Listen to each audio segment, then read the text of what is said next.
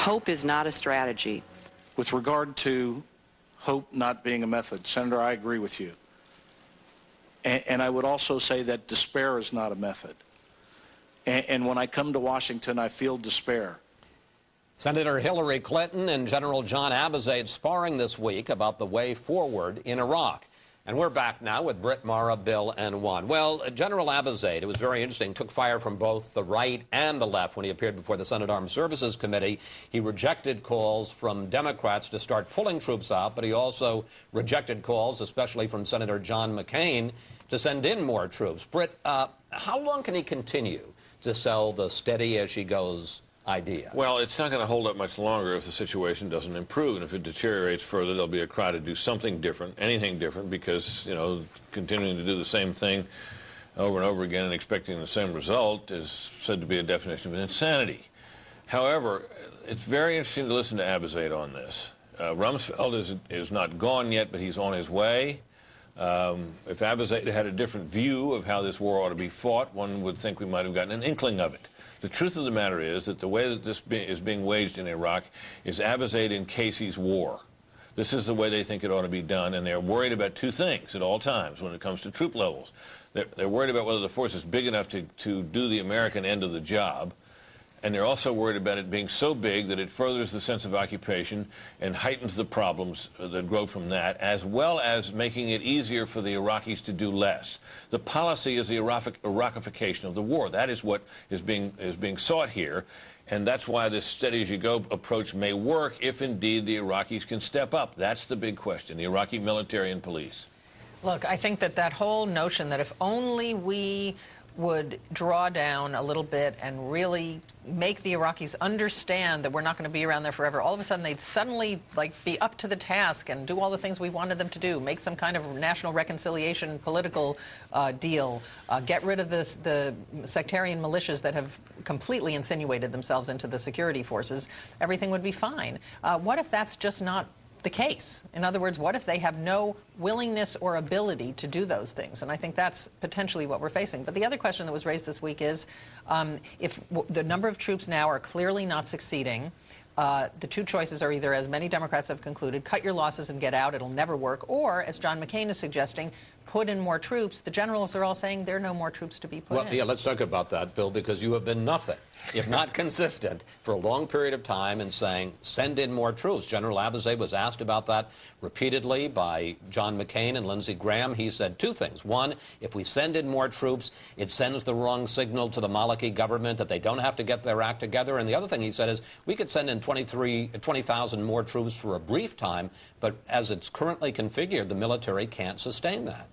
Well, on the first point, this has been Abizaid and Casey and Rumsfeld's consistent theory that Iraqification comes ahead of victory, is the way I would put it. Or the only way to win, to be fair to put it, is Iraqification. I think that's false. We're failing at Iraqification because there's no confidence that we'll be there to help the Iraqis who were with us. So I think that theory was not crazy. It's been discredited. It's time for more troops. Are there more troops? There are. It would be a strain on the Army. You could do 20,000 in the short term. You could do up to 50,000 over 6 to 8 months. It would require a lot of strain and a lot of extending deployments and taking people out of Okinawa and other places and bringing them into Iraq and stressing our commitments elsewhere. We need to rebuild the military at the same time. But look, Abizaid's job, he's not Chief of Staff of the Army. He is the combatant commander. He is commander of CENTCOM. Casey is the field commander. Their responsibility is to win the war. And in my view, they have talked themselves into this notion that their responsibility is to Iraqify the war instead of to win the war. We can afford to win this war. If we choose not to, and I think Abizaid has said something very important when he said, I come back to Washington and I feel despair. That's a big problem. I think Bush has 2 or 3 months. If by the State of the Union, I agree with Britt on this, if by the State of the Union things aren't getting better on the ground or there's not a really plausible change of tactics here at home, I am very worried that political support will crumble, not among Democrats, but among Republicans. But I think political support is gone. I think that's why increasing the size of the force is really not an option politically.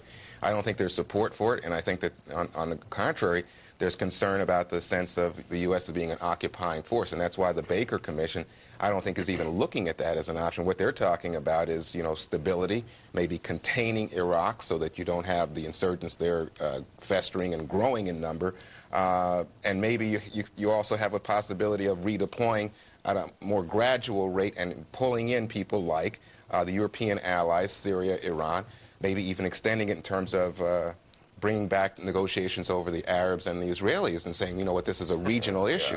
I don't think, though, that there's any realistic, and you and Britt agree on this. The Iraqification hasn't worked, isn't working. Well, here's the problem with arguing against Iraqification as a strategy.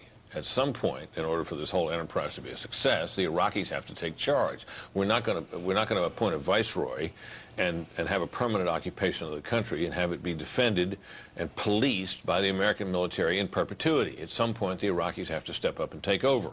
The sense, obviously, is that if you don't make them do it now when it's really urgent, it's not going to be easier to make them do it later. Then an insurgency can revive.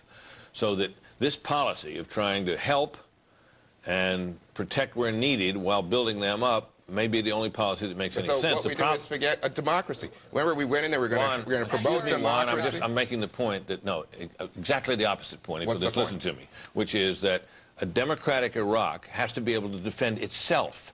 It cannot be a successful, people-driven democracy while it's depending on an external force to protect it. And this is what the whole idea is to get Iraq into a position where it can police itself, defend itself, and have confidence in its own institutions. I think our interest as Americans is to simply say, listen, you may not be able to defend yourself, but we'll defend you to the extent that we don't want terrorists using you as a training ground, and we'll stop that. That's the American interest. What you want to do in terms of sectarian violence, democracy, that's up to you. Well, we'll have to get Britt's response next Sunday. Thank you, panel. We'll all continue the discussion.